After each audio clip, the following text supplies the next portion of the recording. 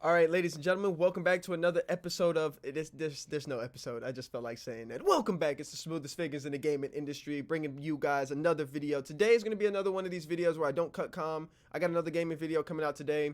That's going to be about COD Mobile and some stuff we played yesterday. So if you guys are a fan of the gaming channel, you guys want to stick around for that, go ahead. Double upload day. I'm on my grind. I'm back to it. But today, I really wanted to expand. I've been saying this for a while that I want to expand on what we do on the channel because we're more and I'm more than just a gamer. And my point about this channel has always been to prove that gamers and gaming has a very valuable contribution. I was about to say contribution. I don't know if that's even a word. That's not.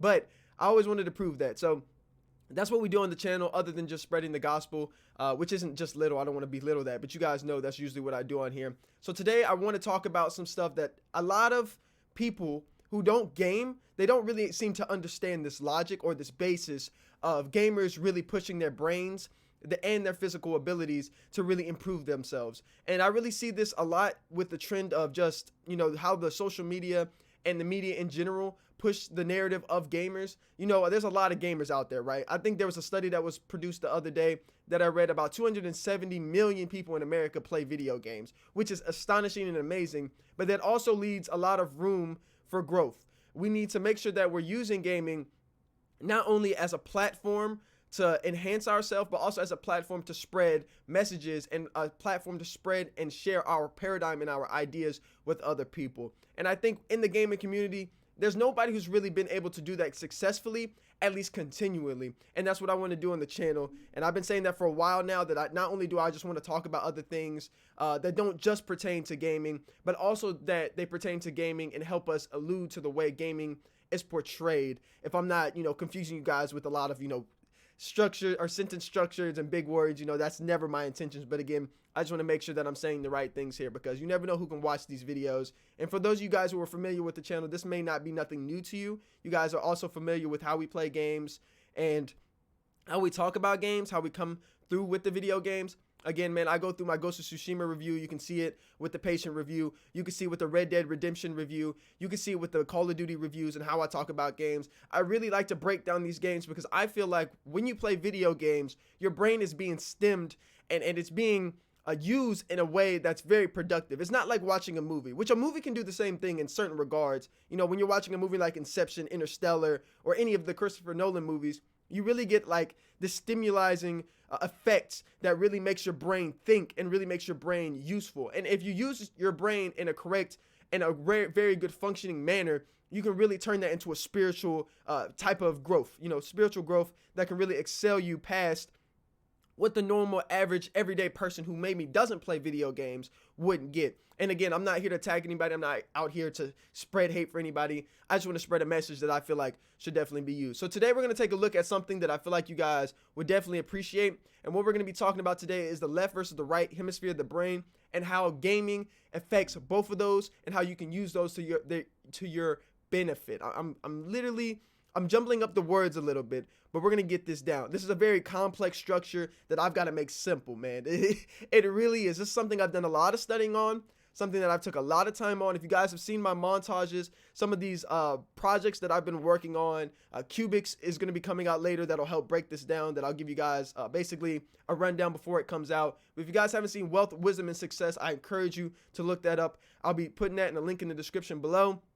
We basically cover stuff with the brain and how gaming works with these things, and it's more of a visual representation more than a breakdown. If you guys get it, you really would have to study and watch the montages multiple times to get it. But in this video, I'll break it down in layman terms, and we'll get right into what exactly this means for us, for us gamers. All right, so here basically I brought up the left versus the right hemisphere of the brain and how our brain basically works, basic fundamental stuff. Again, if you guys want to get into this, I don't have time to break down everything that the brain does and how each hemisphere works. That would take literally weeks to do, and it would take literally somebody who's way more advanced, way more brain centric than I am.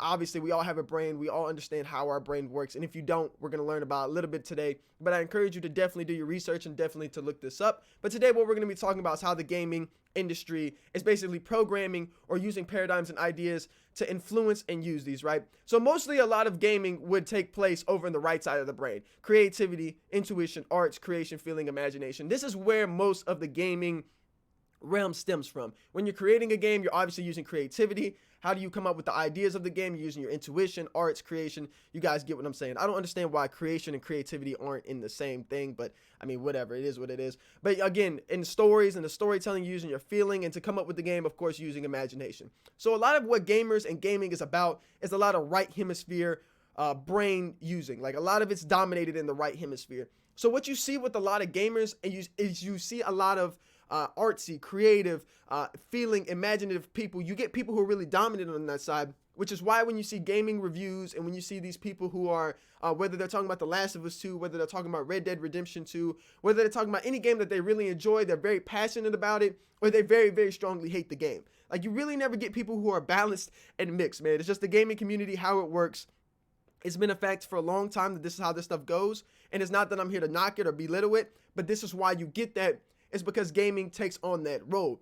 But here today, what I'm trying to show you is that the use of the left hemisphere is usually more important than it is the right hemisphere. Now, they're both to be used in balance and in conjunction and together. However, you really want to make sure that the left hemisphere is being worked on more. Because again, as a gamer, it's easy to use your right hemisphere of the brain. It's so easy to do that because you're looking at the visualization of what's going on within the game. But using the left hemisphere of the brain really takes, certain games can push that. Like a game like Minecraft will stimulate your logic or your idea or the facts or at least how to build something up or the training on how to build something up. Whereas a game like, I don't know, Ghost of Tsushima would require really just a lot of, going with the flow, a lot of imagination, a lot of creativity, a lot of, making sure something happens in that game. I guess they would both still fall under video games, so they both could fall under either or. But again, just from the staple of making things in Minecraft, your brain has to really stimulate a lot more than it would in a game like Ghost of Tsushima, where you're not really building and creating a lot of things. You're kind of following a narrative, following what the game tells you to do. Great games in their own right, not trying to compare them, just giving an example of why the left and the right hemisphere of the brain are used in different video games. So here, I wanted to talk about, and what I wanted to get into here today and really break down was, in gaming, we tend to see a lot of people using their emotions rather than their logic right here. And again, emotions are going to come from the right side of the brain. I know it doesn't list it here, but you can get a sense for where the emotions are. They really play on the right side, right hemisphere of the brain. Again, emotions really aren't attached to your brain that much. They come from within inside. They come from your heart. They come from what the Bible would call, the heart, the actual soul, the spirit. That's where the emotions come from. But the thing about it is that people can never separate their emotions from facts and logic. And that's because people haven't stimulated their left brain hemisphere too much because of, again, it could be multiple things. It could be deficiency in what they're intaking. It could be just what they're studying, what they're reading, and what they're doing. So today, what we really have to understand is how do we become more balanced in our brain hemispheres, but also at the same time, how do we become better gamers so that when other people like the media, like CNN, like Fox News, these fake media outlets, which again, I will say that to the day I die. I won't say the day I die, they can change, but you guys get what I'm saying. These people out here who are saying video games are the problem, Trump coming out saying video games are the problem, or Joe Rogan coming out saying what he said. Again, they took that out of context with Joe Rogan, but even for him to even say that and to say something that he really doesn't understand, this is what we're going to debunk and say today. So with a lot of the stuff that's going on in gaming, right? With a lot of the stuff you see in a game, let's just take a game like Red Dead Redemption 2. You guys know I love this game if you're familiar with the channel. And if you're not, I love Red Dead Redemption 2. I think Red Dead Redemption 2 is the only game, one of the only games, probably Minecraft. I would say, Fortnite's another one of them games, even though I don't really play Fortnite that much, that stimulates both sides of the brain. Because in these games, you have to use logic, you have to use creativity, you have to use your imagination, and then you have to use facts. You have to use two different styles or two different methods in these games, which usually only excel in open world games, because in open world games, you have the choice to do whatever you want to do. But not only in those games do you have these choices and freedom to do what you want to do, but you also have a narrative and a direction which would correlate with the left hemisphere of the brain more than it would with the right side of the brain. When you have an open world, you're using the right side of the brain. You have creativity, intuition, whatever you want to do, it's free for you to do. But in a game like The Last of Us 2 or The Last of Us, you would more so use the left side of your brain because you're just going with what exactly is available to you. Does that make sense? And again, I said that with Minecraft earlier and Ghost of Tsushima, but again, every game is kind of using both sides of the brain if you know how to access them and use them correctly. If that makes any sense. I don't want to confuse anybody here. Again, very difficult topic to explain but nonetheless, somebody has to talk about it. And I haven't seen any YouTube videos explaining this. So in gaming, what the most important thing for us to understand, and what the most important thing for any new gamer to understand, is that when you choose a game to play and a game that you want to spend time on, you need to master that game. I see a lot of people that just play video games just for fun. And don't get me wrong, that's great. I think it's amazing that you guys are taking the time out of your day just to relax and don't stress about it and don't do anything. But it's very important that you don't let your brain get into a state of decay. Your brain is plastic. It's a very moldable substance, all right? I say it like it's just some object, but it's a very moldable substance. And when you play a video game, or when you do anything, you don't want to let your brain go into a state of yuck, like a state of, I'm just sitting here passively.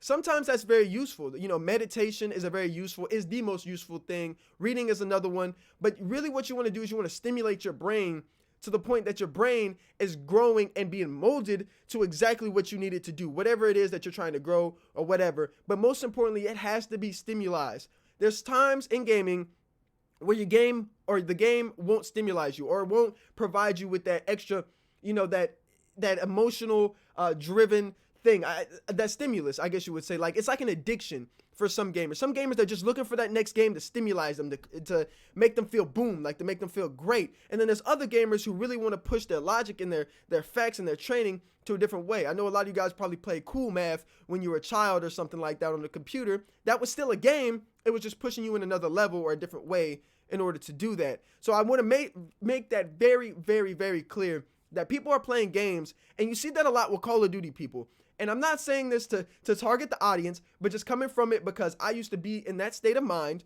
where Call of Duty wasn't a game that was stimulating me anymore or pushing me in a new direction or making me grow anymore. Instead, what it was doing was I was just so used to the game. I got so good at the game, and I was just stuck in that mentality that I have done all of this. I don't have to work as hard. I don't have to be as good at the game anymore because I've already done so much. I've been playing the game for 10 years that I just kept playing it. And I covered this in the video where I said I broke my Call of Duty addiction. And again, I'll put the link in the description for that video where we'll go more in depth with Call of Duty and how I was able to break that mentality.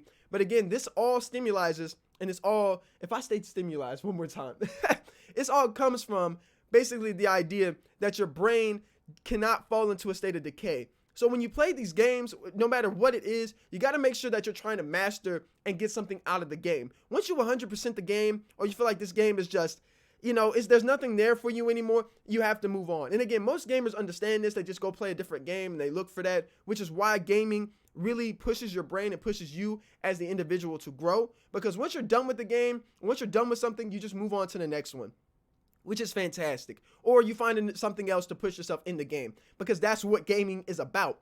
But again, these people in the mainstream media, they don't understand that. They don't get that. And most importantly, they're not looking for that. Again, they're not here to push the truth agenda. They're not here to push what really helps people. They're just here to knock everybody and push people down and to push a false narrative, which again, we don't really want to get into that. That's for another video and another topic. But again, I wanted to break this down for you guys so you guys get a better feel for how gaming affects you and how it affects your brain and how it affects how the brain can correlate to your spirit and your soul. Because again, the brain is the fundamental step into understanding how your soul and your spirit works, which again is the primary focus of this channel. So I hope that really shed some light on what we wanted to talk about usually on the channel. We want to shed light on dark topics. We want to make sure that the unknown is becoming known. And in the gaming community, again, I've said it many times, people aren't going out of their way to explain how gaming is useful. And again, there's some YouTube channels who may do 1 or 2 videos on it, but there's not channels who really want to tell you the deeper hidden myths, I guess you would say, of your brain and how the gaming industry is pushing that towards your brain. Games like Call of Duty, Modern Warfare, their intention is not to sit here and push you and make you get better at the game and to really make you a better person. They're not trying to do that. All they're trying to do is sell you something. So what they're doing is they're selling you this bland substance that's easy to play, it's repetitive, and it's addicting, so that you can just sit there and do the same things over and over again without having to think much. Anybody who's played Modern Warfare Warzone understands that you don't have to really be good at the game to play it or to be good at it. Like, you can just sit in a corner and do something. Where a game like, I guess you would say, Apex Legends, is more challenging. Again, you can still be a casual and be good at Apex Legends, but it's definitely more challenging to be good at a game like Apex or a game like even a Fortnite, I guess you would say. I would still say Fortnite's more of a casual game anyways, but at one point Fortnite was semi-competitive. But a game like that, which takes a lot of skill, you got to understand how to build, you got to understand how to master the game. And a game like Call of Duty isn't doing that. And I wanted to portray that without belittling any community other than the Call of Duty community, because, you know, I got a little vendetta with you guys right now. You know, the game's trash. But it is what it is. And I hope you guys enjoyed the video. Again, I got a double upload coming later. Let me know what you guys think about this. Should I do more of this? Did you guys enjoy it? And most importantly, how do you guys feel in comparison to what the gaming media is pushing, man? Again, these guys aren't out here trying to better you, man. They're not out here trying to make sure that you improve your gaming senses, your gaming intuition, your gaming ideas, and that's what we're here to do on the channel, man. I hope you guys enjoyed the video. As always, it's your boy ZAZ. Bless up. As always, God bless. Make sure you improve yourself. Your mental, physical, and spiritual state is very, very important. Make sure you master those three. Make sure you're mastering the game that you play. We'll be live streaming today, talking about some of this. If you have any questions, comments, or concerns, leave them in the box below. And as always, I'll see you in the next one.